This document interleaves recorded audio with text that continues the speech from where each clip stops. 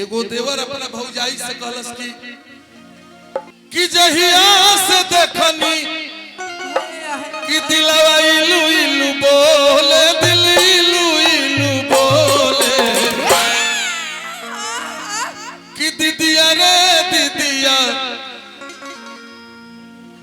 कि दीदिया रे दीदिया देवरे पर मनवा डोले।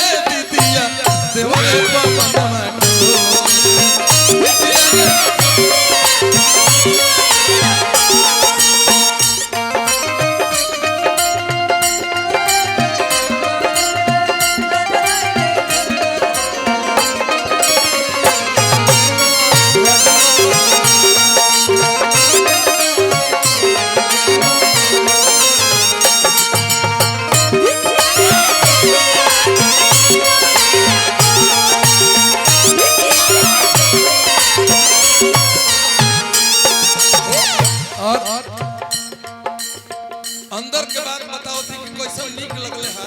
हां